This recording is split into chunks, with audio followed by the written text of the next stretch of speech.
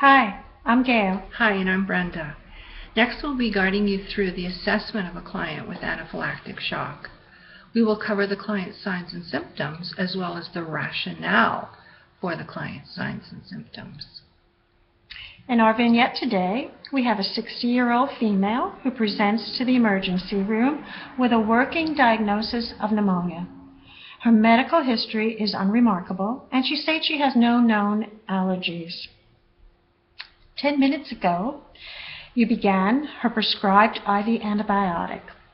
As you enter her room to answer her call light, you hear the client hoarsely state, "I don't feel right. Something bad is happening to me." After stopping the IV antibiotic immediately, you begin your assessment. Critical thinking. What's the most important system to assess? The pulmonary system. As you assess her pulmonary system, you find that she is dyspneic and tachypneic with a respiratory rate of 34 breaths per minute. You auscultate her lungs and you hear scattered bilateral wheezes as well as stridor. Her pulse oximetry is 92%. The rationale for these findings: the release of that histamine, MEAN, results in bronchial constriction, increased mucus production, and mucosal edema, making it difficult for her to breathe. The next important system to assess would be her cardiovascular system. The client's blood pressure is 86/40. Her heart rate is 130 beats per minute and irregular. Her radial pulses are 1+. The client points to her chest and hoarsely states, "Pain."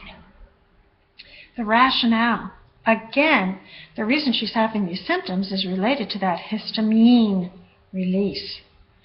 What's happening to her cardiovascularly is her blood vessels are now dilating, and she has increased capillary permeability, so fluid is being lost.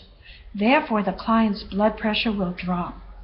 In an attempt to compensate, the heart will speed up, and the lack of circulating volume will decrease the oxygen availability to the tissues, resulting in the patient having chest pain and abnormal heart rhythms.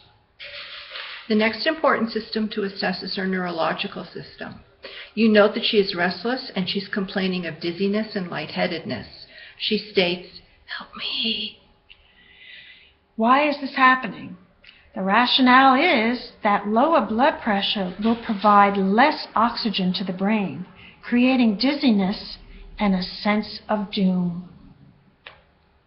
The next system to assess would be the skin or the cutaneous system. The client has begun to scratch herself. An examination of the skin reveals urticaria. Additionally, her circumoral area is beginning to swell. The rationale for this is the histamine.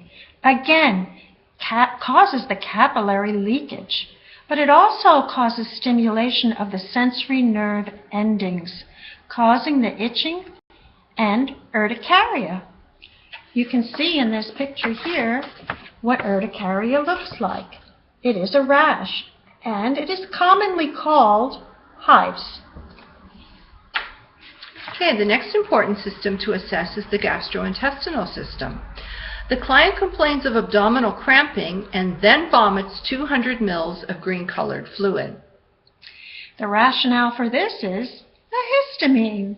It causes smooth muscles to contract, and the GI system results in the GI system of vomiting and abdominal cramps. But why is this happening? It's because the body is attempting to rid itself of the allergen.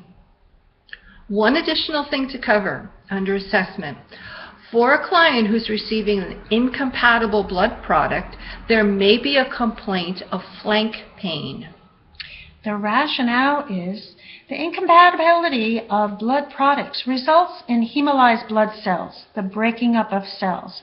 And when they break up, they clump. These hemolyzed blood cells damage the delicate renal tubules, resulting in poor perfusion and flank pain in the back area onto the side. Remember, kidneys are positioned in the retroperitoneal area. Thank you.